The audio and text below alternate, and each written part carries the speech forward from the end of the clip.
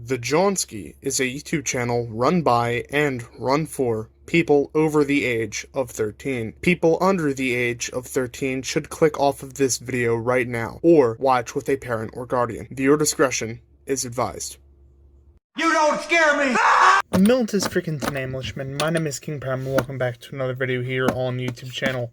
Today, after a very long time, we are finally going to be taking a look at another Fortnite Master Grade Series figure. That being the Fortnite Master Grade Series 2 Southpaw. But before we take a look at the figure itself, we should take a look at what exactly it comes in. So first off, you will notice this beautiful foily tampograph of her name there on the side of the Velcroed cover, as well as the thumbnail for her portrait there on the front of the flap. Down the bottom it says Fortnite Master Grade Series, Jazzwares 6 pieces, yada yada, premium metallic finish. There is the figure itself, 26 points of articulation. Up at the top has the Fortnite logo. On the side has Master Grade Series 2, number 261, which is the 261st figure in the entire Fortnite 4-inch series. Fortnite logo on the side, as well as the back has the official Fortnite foil QR code, as well as Epic Games and Fortnite grades. On the back here it has that Southpaw name done up in that nice foil, as well as the other figures available in the Wave, the Foundation, and Omega Knight. There's a full picture of the skin from the game. Down at the bottom has the Jazzwares socials and legal jargon, which I'm sure all of you know what I think of. The inside of the box, I will open it just for a second. It has "Everyone Loves an Underdog," which is the description for the skin, as well as that same image that we saw in the front. You can kind of see me in the reflection. Hello. You can see here the accessories that she comes with, which we'll talk about a little bit more, and the figure a little bit clearer, as well as that Fortnite Master Grade Series with that nice pink foil going throughout. That's pretty much it for the packaging, though. I say it in every single video, my friends. You only really care about the packaging if you are an inbox or card collector, of which I am not. I'm here to open and review toys, and that is just what I want to do. Freeze frame. Freeze frame unfreeze. So here is Southpaw out of the packaging without the redeemable code for the skin, which I will not be giving away. That is mine. You can't have it. But here is the figure itself. But before we take a look at the figure, let's take a look at what it comes with. So first off, we have the back bling counter punch, which is kind of just an orange looking backpack. I am holding it upside down. That is kind of connected with these electrical tendrils of purple electricity, the same way that her arms are connected to her body.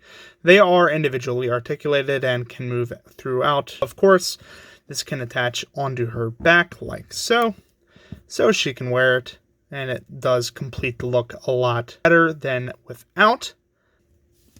She also has the arc flail harvesting tool, which is just a flail, like from medieval times. Very nice detailing on it, though. Has that 72 tampograph on either side, and is connected with that same purple electricity, but it is just, bendy, so you can move it around without fear of breaking it. The handle is actually wrapped up in some sort of tape, but it looks like it, and so you can put this in the figure's hand joints. But you can put this in her hand, and she can wield it, which is pretty good.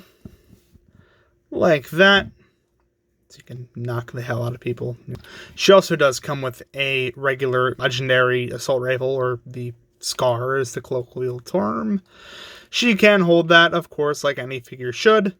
I don't think I'll be able to get her to two-hand it because of the way her actual arms are sculpted, but, it's just not going to work. Also, her grip is hella loose, which is my least favorite thing about this figure. But then her final accessory is, of course, the detonator and C4, which I will not put in her hand because I don't want to. I'll just stick it against a wall. And the detonator does, of course, have a red button on it to flip to detonate the brick here, which is painted with that light silver and is cast in that little light tan, which is pretty okay. But that is it for the accessories. Onto the figure itself, and I'll remove the back bling for now, just to get a nice, good look at her. Southpaw was part of the Going the Distance crew set, which was available in Chapter 3, Season 2. I don't have this skin. I don't know anyone who does. Actually, no, I might know one person who does, but I don't. But this figure is actually really nice, and I can definitely understand why they put this in the Master Grade series, because there is just so much tiny details. For instance, as you can probably see, Southpaw is dichromatic, which means she has 2 different colored pupils. She has a pixie cut thing going on the side here with a little lightning bolt etched into the side, which I find funny, which makes sense given, you know, how she keeps her arms working. But she also has a white ponytail that flows and is that same soft plastic that the harvesting tool is made out of. Going down onto her actual arms, they are just locked together onto her chest, and they are non-articulated. This is just a single solid piece, but it is painted very nice with oranges, pinks, grays, and whites. So they do have a lot of detail poured into the chest and the arm regions of this figure. However, the real attraction is the electric arms, which are fantastic. Definitely one of the more unique arm assemblies I've seen for a Fortnite figure of this scale. I don't really know what to call this, but you know, she has like these orange cuffs going on either side. One is larger than the other, as well as mechanical parts which connect the electricity to the actual bottom gauntlets of her arms, which are orange and on the side silver. Her hands are, of course, mechanical, 3 fingers on each. And as you saw earlier, they can hold things, just not extremely well. That's kind of the downside of this figure, because the arms are so unique. You do kind of have super hard time actually getting her to hold things, which is unfortunate, but you know, what are you going to do? For a figure that looks this good, you have to sacrifice something. That's not a statement I'm generally a fan of, but because this is a cool looking figure, whatever. Give it a halfway pass, because it's, you know, it's Jazzwares, and my expectations of them after seeing the way they've handled the Halo franchise are very low. Moving down onto her lower body, she does kind of have that same bodysuit which continues down onto her legs. She cut that off into some really short shorts and reveal her thighs and a literal tramp stamp on the inside of her thigh, which is hilarious. Thank you, Jazzwares, for that one. Going down onto her shins, she does kind of have thigh-high armor, which is interesting. I'm not sure if the lore for Southpaw states that she is paraplegic or whatever, but these do kind of look like prosthetics, although I don't think they are. Thinking of the skin, I think it's just, you know, armor attached. She does have these sort of like orange cuffs, which she has around her organic arms. And then her feet, you know, she's just wearing, you know, gray shoes with a little bit of armor plating on there that it's unpainted. But overall, some very fantastic looking detailing on this figure.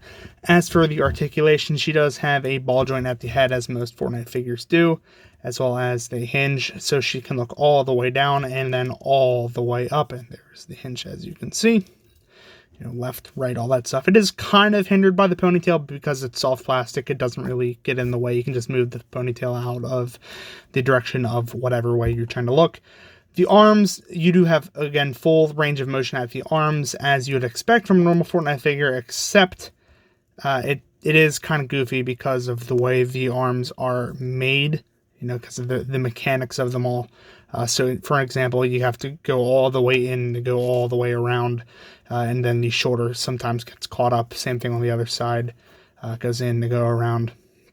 No upper bicep swivel, which is a shame, but you do have a bend at the elbow. It can go about 90 degrees, and as you can see in the V-joint, is surrounded by clear plastic, which I'm not sure how that will last on either side, especially on this side where the entire bicep is made up of that electric purple sculpting.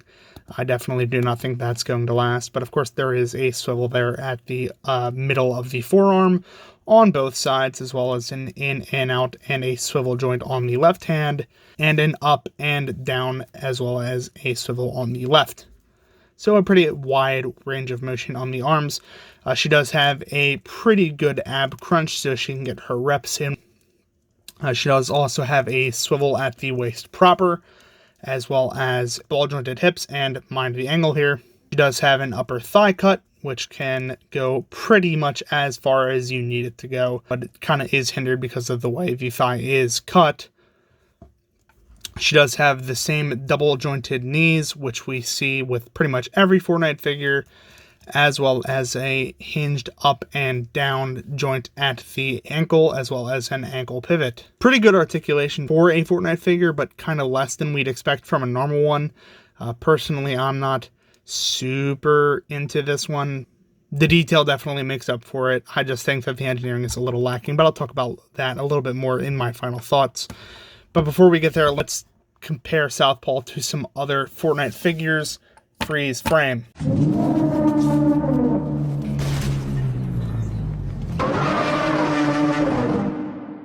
Freeze frame on freeze. So I have no idea why I said Fortnite. Other Fortnite figures to compare her to. I have none with me to compare her to at the current moment. So who we will compare her to is, of course, the golden standard of action figures himself. Star Wars The Vintage Collection Dark Times Darth Vader, who, being a 4-inch figure, she is actually pretty much on par with. Let me get him a little bit out of his stance here to show you that she is pretty much just as tall as he is because of the way that the Fortnite figures are scaled. They are just a little bit taller than a normal 3 3/4 inch. Here she is next to a Vitruvian Hex skeleton, who, again, she is taller than because of the way the Fortnite figures scale. And here she is next to a custom Star Wars The Vintage Collection Mandalorian of my own design, who, third time's the charm. She is a little bit taller than, well, maybe a little bit shorter than, but still on par with in height because of the way Fortnite figures are scaled. That's it with the comparisons. Let's get on to my final thoughts so I can tell you exactly what I think about this figure. Freeze frame. Optimus, Autobots, you alive? Come on, bitch! Come on! Evac! We're getting flagged! We got company below! Those fat asses! That's me! Take your shot!